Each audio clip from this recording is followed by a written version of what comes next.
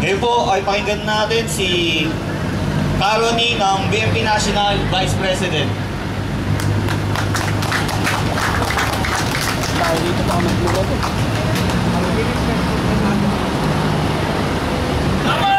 Mukhang nagmamadali tayo, padilim na. Magandang gabi sa mga kasama natin manggagawa sa piling. Ganon din yung mga kapatid nating manggagawang gwardiya dyan sa loob. Mabuti naman at nag-assist kayo rito at nang marinig nyo yung totoong problema. Hindi lang ito problema ng mga manggagawa na nandito sa production o nasa labas, kundi kasama po kayo sa problemang ito. Kaya walang dahilan para hindi tayo magtulong-tulong at nang sa ganon maisalba ang nanganganib nating katiyakan sa hanap buhay. Ang mga kasama, noong nakaraang CB pa lang, noong lumapit ang inyong union sa BMP, nakaraan, nagbigay na tayo ng opinyon. Ang ating opinyon, ang trend ng inyong kumpanya, ang nais ng kumpanyang ito ay bawiin ang mga benepisyo at dagdag na sahod na naipaglaban nyo na ang tinatamasan niya. Bilang patunay, ang nakuha nyo nung nakaraang CBE, di hamak na mas mababa sa nakaraang CBE. Yun po. At ngayon, nasa CBE na naman tayo. Ano ba ang offer sa inyo? Ang offer sa inyo ay allowance na lang, wag na lang wage increase. At yung mga inyo daw mga benepisyo, ay dapat tanggalin na yan sa CBE at maging productivity bonus na lang. Ang ibig sabihin yan, kayo'y sweldo o maumintuan ang inyong sweldo patay sa dami ng nalilikat ninyong produkto. Ganun ang ibig sabihin. Sa madaling salita, para madaling maintindihan, gagawin tayong pakyawan sa pagtatrabaho. Ngayon, ang malungkot dito mga kasama, na dapat nating pag-aralang maigi. Kung kailan nasa gitna kayo ng negosasyon o pakikipagtawaran sa CBE, saka ngayon magdideklara ang management ng closure di umano. Ano ang ibig sabihin dito? Bakit nagsi-CBE bigla mong isasara? Pambabalasubas, pambababoy sa batayang karapatan nating mga manggagawa sa pakikipag-CBE. Yun ang ibig sabihin yan. Ibig sabihin, mas mataas na forma ang hakbang ng kumpanya kumpara sa mga nauna niyang ginagawang pagbabarat sa CBE, pagbawi sa inyong mga benepisyo. Mas mataas na hakbang ito sapagkat ang nais ng kumpanya, alisan na kayo ng hanap buhay. Yun ang ibig sabihin nun. Pangalawa na punto na dapat nating aralin. Totoo nga bang magsasara ang paggawa ng transformer? Totoo nga ba magsasara? Tama po kayo dyan. Dahil para sa kapatiran ng lahat, walang ibang paggawa ng transformer sa buong Pilipinas kundi nag-iisa ang piling. Sa 80% ng transformer na kailangan ng Meralco ay nagmumula sa piling. At hindi lang Meralco ang nangangailangan ng transformer, kabilang na yung mga electric cooperative sa Luzon, Visayas at Mindanao. Ganon po ka-estratehiko ang establishmento ito o kumpanyang ito. Kaya hindi pwedeng magsara. Hindi pwedeng magsara. At ito bilang patunay natin mga kasama na hindi magsasara. Nag-publish sila sa Filipino Star kumakalawa. Ano ang sinasabi nila sa Filipino Star? Pinupuri niya. Ang nagsasalita dito yung tawag ni Pangulong si Akong. Akong ang pangalan. Mas kilala raw niyo si Akong. Ang nagsasalita dito yung Ong, Ariel Ong. Ang sabi niya sa dyaryo, hawak ko yung dyaryo, binasa ko kanina. Labis-labis daw sila nagpapasalamat sa kasipagan ninyo. Labis-labis daw sila nagpapasalamat sa mga customer na tumangkilik sa negosyo ng piling. At labis-labis daw sila nagpapasalamat sa komunidad ng Taytay. Gayon pa man, humingi daw sila ng paumanhin na isasara na daw nila ito dito sapagkat hindi na raw sila convenient sa area ito. Ibig sabihin, hindi na akma sa kanilang operasyon ang lugar na to. Ang ibig sabihin, nais nila ilipat ang area of operation. Saan ililipat mga kasama? Sa Batangas, Santo Tomas, Batangas, sapagkat noong nakaraang CB pa lang, nahuli na natin sa akto na nagraranawi siya. Ang ginagawa ninyong mga transformer dito ay dinadala doon sa Batangas, doon nila pinapagawa. At ginagawa tayong constructive dismissal para maasar tayo at mag-resign na lamang tayo. Tagumpay ang kapitalista. Ganon ang ibig sabihin nun. Bakit nila gagawin yun? Magkano ba sweldo nyo dito? Pinakamababa, 21,000 sa isang buwan. Magkano ang sweldo na magagawa doon sa Calabarzon? 8,000 lang sa isang buwan. Isang manggagawa dito, katumbas ng 3 manggagawa doon sa Calabarzon ang sweldo. Ganon ang ibig sabihin doon. Kumbaga, makakatipid ang kumpanya ng 3 manggagawa o 2 manggagawa. Ganon ang ibig sabihin yun. Ngayon, uulitin ko, batay sa kanilang pahayag, hindi sila magsasara. 2 lang ang pwedeng mangyari. 1, kaya nila ito ginawa para i-blackmail kayo at umatras kayo sa inyong kahilingan. Gaya ng ginawa ni Lunsutan sa Philippine Airlines. Tinakot na isasara para pumayag ang union na kahit walang makuha na dagdag na sweldo, basta mayroon lamang trabaho. Ganon ang nangyari sa Philippine Airlines. 10 years, CB moratorium. Ganon ang nangyari. Ginagaya ng mga lobbies ang ginawa ni Lunsutan. Kaya, kung ako nung araw ay tinawag ko si Lunsutan na union buster, tatawagin ko na rin ang mga lobbies na mga union buster. Union buster ang mga lobbies. Yun po. Ngayon, ang punto. Ang gusto nila, akitin kayo ng separation pay nakalagay sa dyaryo. Huwag kayong mabahala, mga empleyado. Pagkakaluban ko naman kayo ng 2-month salary per year of service. At bibigyan ko kayo ika ng mga sapat-sapat na benepisyo na nakasaad sa ating kontrata. Kabilang na di umano ang mga statutory law na nakalagay sa labor code. Ganon mang-akit ang kapitalista ito. Tama nga naman sa point of view ng negosyante.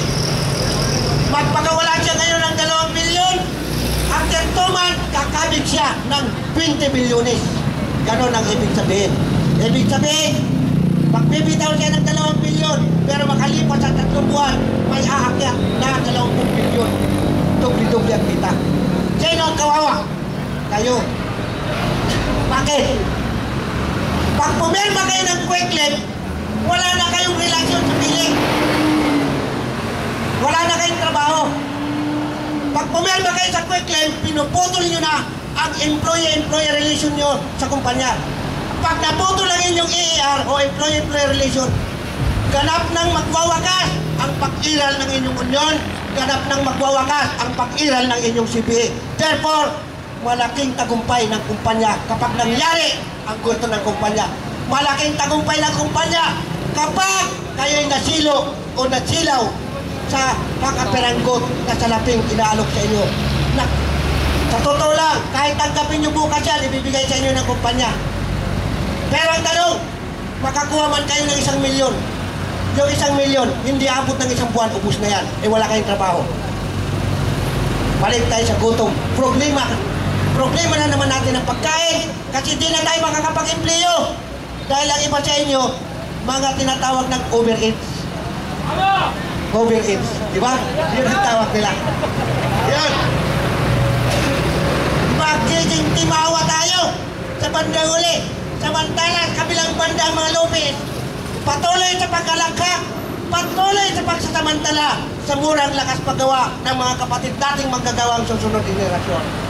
Kaya ang hamon ngayon, ang hinahamon ng mga lobbies ng PhilHealth management ay hindi lamang kayo.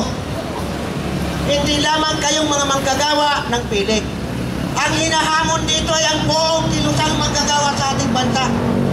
Hinahamon Kapag nagtagumpay dito ang maitim na pakana ng Philip Management, tiyak pamamarisan ito ng iba't ibang kapitalista.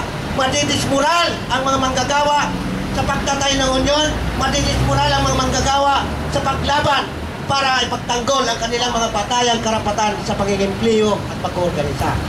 Ganun yun. Kaya dito, bigyan natin ang magandang laban ng Pilik, mga kasama. Sabi ng aming tagapangulo kanina, may kasamang Lyudi, titindig ang bukluran. Poproyektohin natin to. Magandang laban to. Sapagkat high profile ang mayari nito. Lupis, mga prominenteng asindero, prominenteng kapitalista, prominenteng mga haligi ng ekonomiya ng bansa natin. Magandang laban to, mga kasama. Dito natin mapuprubahan kung sino ang may angking kapangyarihan, kung ang manit pa o yung mga manggagawa. Kapag hindi natin hinipo yung mga makina dyan, hindi yan naandar. Kapag hindi yan umandar, walang malilikang tubo ang kapitalista. Doon natin patutunayan. Kaya para sa mga kasama, hindi natin dapat lubayan ang laban to. Nagpulong na ang ating mga kasama sa iba't ibang grupo at pati ang Calabarzon chapter ay magpupulong bukas. Bakit interesado ang Calabarzon BMP chapter sa laban ninyo? Kooperatein nila yung runaway shop ninyo doon sa Batangas, sa Santo Tomas. Yun ang target nilang pagpikitan doon. Kailangan natin bulabugin yung industrial park doon para malaman ng mga foreign investor na ang mga lopis na to ay mga salbahe, mga papagsamantala, mga galit sa tubo. Yun ang ating dapat ipubuka. Kaya hindi lamang tayo dito magpipigil sa mga susunod na araw. Papag-ingayin natin to sa buong bansa. Kung di man tayo dito magpipigil, maraming paraan ng pagkilos. So mga kasama, ang akin lamang may papayo sa inyo, huwag na huwag kayong pasisilaw sa offer ng kumpanya sapagkat yung offer na yan, nandyan lang yan, hindi na mawawala yan. Ang mungkay ko, ilaban natin ang ating CBA, labanan natin ang maitim na pakana ng manit na kunwari magsasara para lamang kayo tanggalin sa trabaho, lusawin ang ating unyon at ang ating CBA. At ililipat lamang sa kabilang banda sa Batangas. Ang aking mungkay dito, hindi kayo nagsasara, maglilipat lang kayo ng operation, therefore kasama kami sa ililipat ninyo. Status ko ang aming employment, status ko ang aming union, status ko ang aming CBA. Ang ibig sabihin dito, pag sineryoso nila na ilipat talaga ang plantang ito doon sa Batangas, sasama tayo, matutuwa ang mga kamanggagawa natin doon sa Batangas sapagkat magkakameron sila ng instant union at instant CBA. Dahil hindi tayo papayag na isara to, ilipat nila sa Batangas, tayo iiwanan dito. Sasama tayo para itatag doon ang union kasama yung mga manggagawa doon. Ipatupad ang CBA na nagbuhat dito. Yun ang ating dapat hakbain. At huwag tayo mabahala, nagsisimula pa lamang tayo ng ating mga pagkilos. Bukas, in-inform tayo ng Department of Labor, ngayong hapon lamang, nag-file na raw ang management ng notice of termination ng operation dito sa Taytay. Kaya bukas daw ay magpapatawag sila ng immediate na pag-uusap. Dadaluhan yan bukas ng ating mga opisyalis. Ano man ang resulta ng pag-uusap, agad na may papaabot sa buong kasabihan ng union. Batang ating tandaan, dalawa ang ating linalaban. Pinagdagan ng kapitalista ang ating problema. Una, ang ating lamang pinoproblema, paano natin mairanin yung ating CBA at makakadagdag ng sweldo at benepisyo. Nadagdagan. Bakit? Nanganganib ang seguridad natin sa trabaho. Kaya dalawa ang ating linalaban. Matiguruan sa trabaho at dagdag na sahod at sweldo yung CBA. Huwag nating bibitawan ang dalawang yan. Parehas natin sabay na ilalaban. Lalaban ba tayo mga kasama? Oo! Yun po. Para sa lahat, tuloy-tuloy tayo sa pagkilos. Agad-agad tayo maglalabas ng pulito. Ano man mangyari bukas para inform, hindi lamang pili, kundi ang iba't ibang union. Itatak natin na ang laban ito ay hindi naman laban ng mga manggagawa ng pilik, kundi dapat ako'y itong laban ng mga manggagawa, hindi lamang dito sa National Capital Region, kundi ng buong bansa.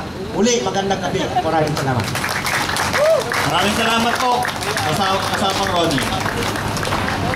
So, sa mga narinig natin, siguro naman, ang ating mga kalooban ay tumatatag na. Kaya ilalaban pa natin